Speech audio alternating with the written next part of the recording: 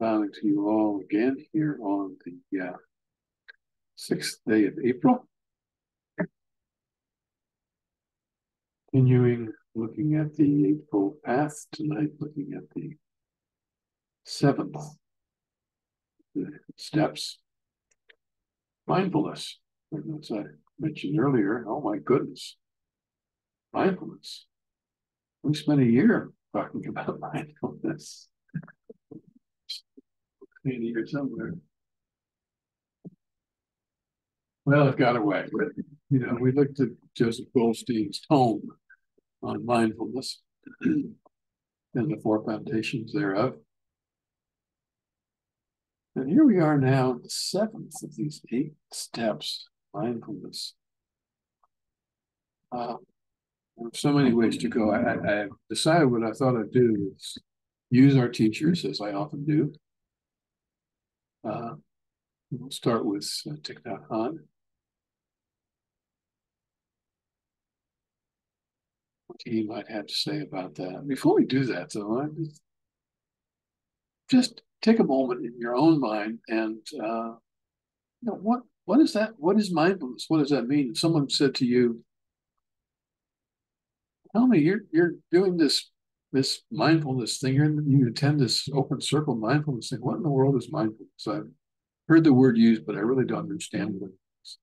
Just take a moment and imagine what you might say.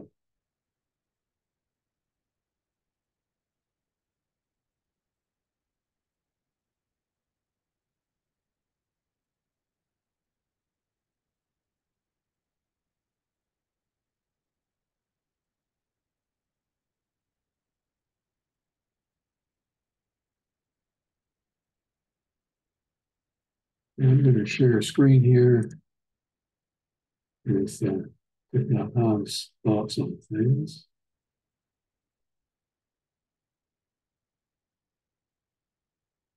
Is that being presented in a way that is fairly clear?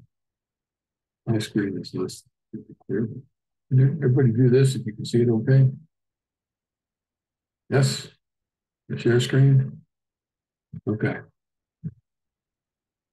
So Thich Nhat Hanh, you may recall, I mentioned this earlier, doesn't talk in his book, The Heart of the Buddha's Teaching, on mindfulness as the 7th step.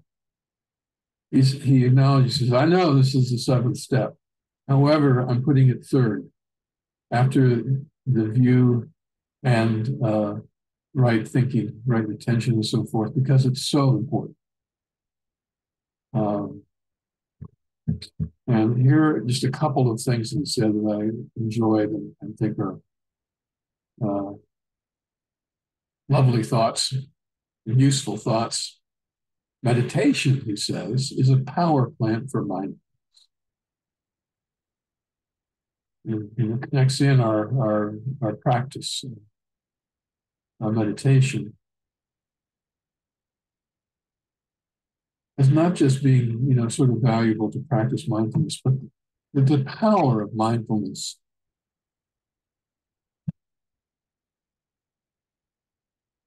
is, well, I can't say any better. Meditation is a power. It drives it. It gives it its energy. And he says mindfulness is the plow, the hoe, and the irrigation source that waters inside. So just in that little brief thing, which is in, I think, the first paragraph, or it might even be in mindfulness in the 7 Factors of Awakening section. He moves from meditation all the way to insight. Doesn't speak directly to mindfulness as the simple awareness without commentary, criticism, or otherwise on what is present now, and so often comes as the beginning. He goes to a larger place. And as I mentioned, right mindfulness is the 7th on the path of 8 right practices, presented here 3rd.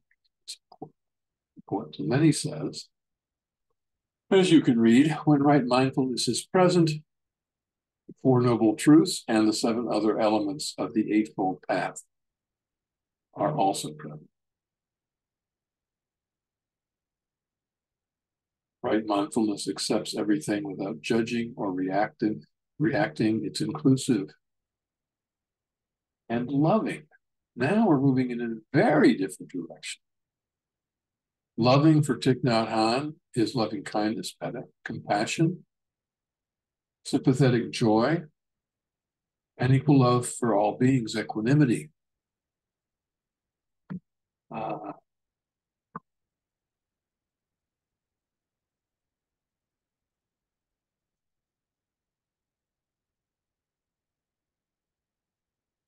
all the teachers we looked at, and some others as well, talk about mindfulness in all the contexts it comes up in. The 7 factors of awakening, 5 powers, so forth and so on, as key. And Thich Nhat Hanh just really accentuates that in his life. And he wrote a book. You may have heard of it, The Miracle of Mindfulness. And in the heart of the Buddhist teaching, you may have read this, he talks about the 7 miracles of mindfulness. I'm sure I can get them all on the screen here.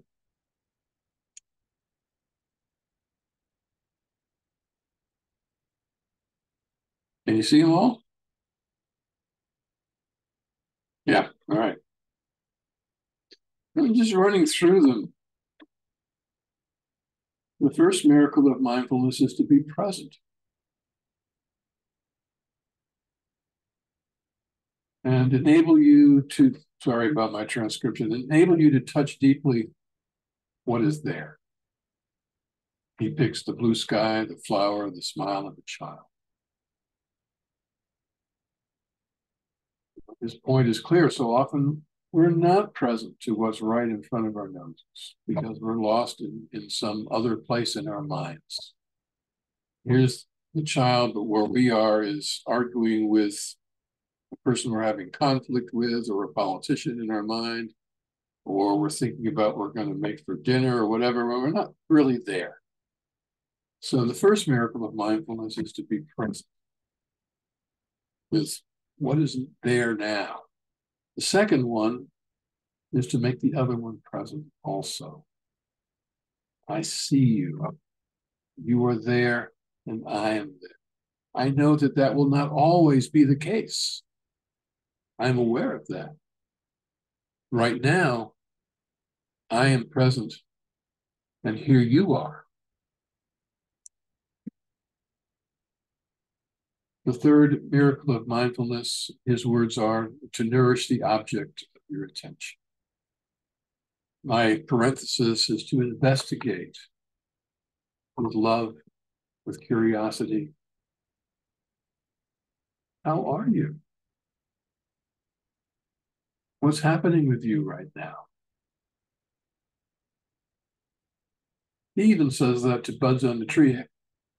How are you, little bud? I know that soon you're going to be a leaf. But where did you come from? So here we are, here is what we're with, and here's the connection. This lovely love, this curiosity, these 3 things, I imagine as I thought about them, so often people say that when you're in the presence of someone like Thich Nhat Hanh, I did get to experience that with him a little bit, and also with people like the Dalai Lama, that you feel like that he is really there, and that he really sees you, and that he is really interested. Those 3 things are right there. The fourth miracle of mindfulness, he says, is to relieve others of suffering. Now, this goes way beyond mindfulness as we so often think of it. The non-judgmental awareness. And in a different way, Gil Fronsdal will speak to that also.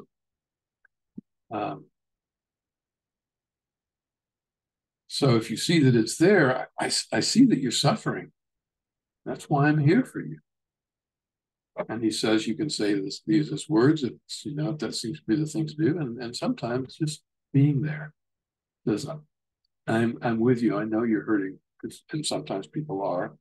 In fact, when you really get down to looking at suffering in all its different forms, it's almost certain that at some level, that's the case. It's true for us as well, some level. The fifth miracle of mindfulness, he says, is looking deeply, vipassana, which is also the second aspect, or the second wing. He wrote a beautiful 14 verses on meditation with the two wings of mindfulness and deep looking. Because, he says, you're calm and concentrated, you're really there with the deep looking. You're not being distracted by things. You can really be present to what you're investigating with your loving awareness. He says, you shine the light of mindfulness on the object of your attention, and at the same time, you shine the light of mindfulness on yourself. You start to wonder, is there a difference? Are these things separate? Sometimes, when things arise, difficult mind states arise that we've really looked at a bit already, and we simply shine that light of mindfulness. Oh, this has arisen in me right now. So this has arisen in me. You're shining the light of mindfulness on both, if you want to think of them both. That's all it takes to have it evaporate. And at other times, it may be part of a deeper investigation. The sixth miracle of mindfulness, he says, is understanding.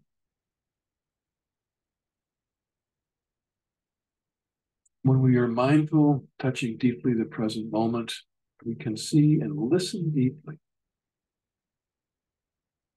So there we are with those first 3 or 4 things for this other person in this present moment.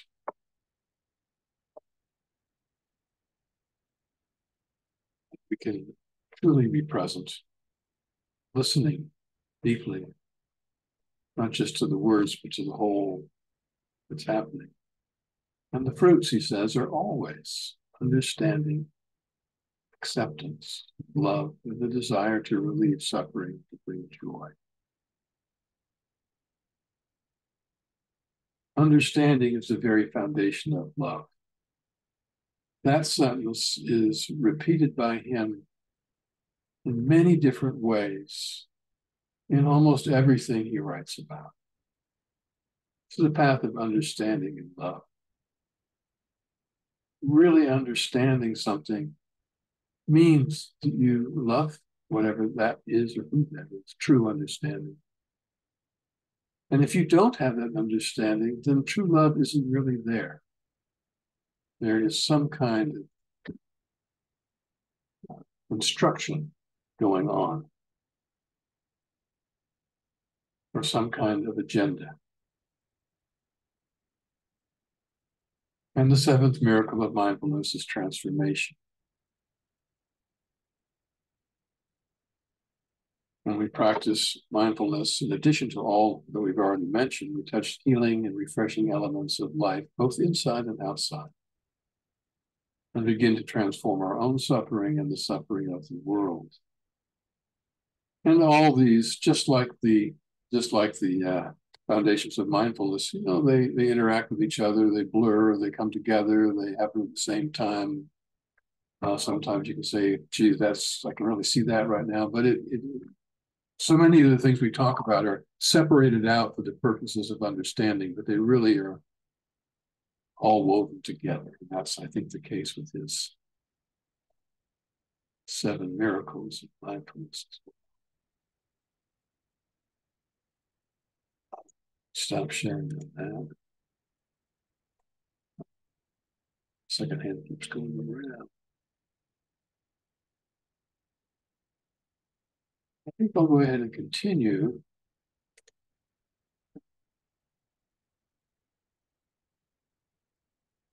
with Bhante, Gunaratana, and maybe hold off on Gil Franz till tonight, and maybe do him the next time we get together.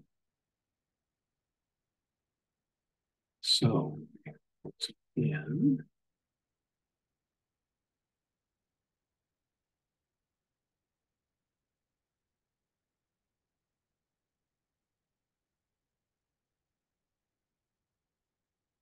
there.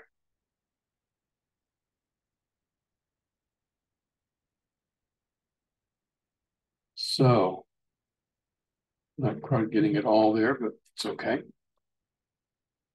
And these I just took from his little chapter, just a few things that struck me as kind of worth looking at together. So he starts from a little more of a classical place. Mindfulness teaches us to suspend temporarily all concepts, images, value judgments, mental comments, opinions, and interpretations. Mental comment, yes. So a mindful mind, he says, is precise, penetrating, balanced, and uncluttered. It's like a mirror that reflects without distortion whatever stands. The mirror is also a metaphor for the awakening, which sees things as they are. So he, on the one hand, is talking about mindfulness as seeing things as they are without making judgments or interpreting. He also is pulling an analogy with awakening. And then connected to that, we can observe our feelings and thoughts without being caught up. That's something that we talk about a lot. Space that is available to us, that our plant of meditation helps with to develop that in mindfulness. So when something arises, rather than just reacting to it, we are able to see it. And give us this time, I like to use the word space, we need to prevent and overcome negative patterns of thoughts and behaviors, and to cultivate and maintain positive patterns. Gee, that sounds an awful like right effort or right diligence. In fact, I'm sure that's exactly what he was thinking about. Well, I'm not sure of that, but it certainly suggests that we want to cultivate, bringing up the things that are positive and wholesome and they're not there, and keeps them up when they are there, and contrary on things that we see as unskillful or negative, or likely to cause suffering. It helps us get off automatic pilot, helps us take charge of our thoughts, words, and deeds.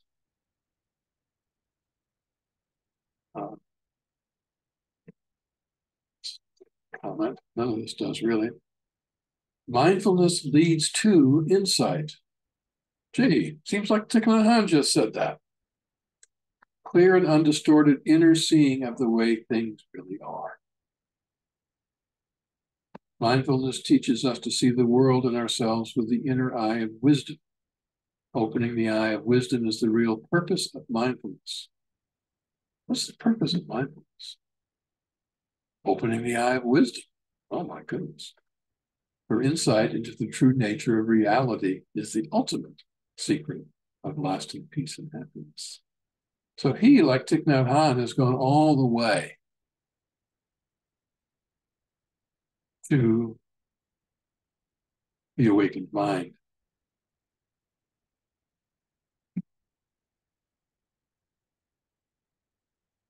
With mindfulness as it's not just the context, but the ocean that everything happens to swim in. So I think let me just take a moment here.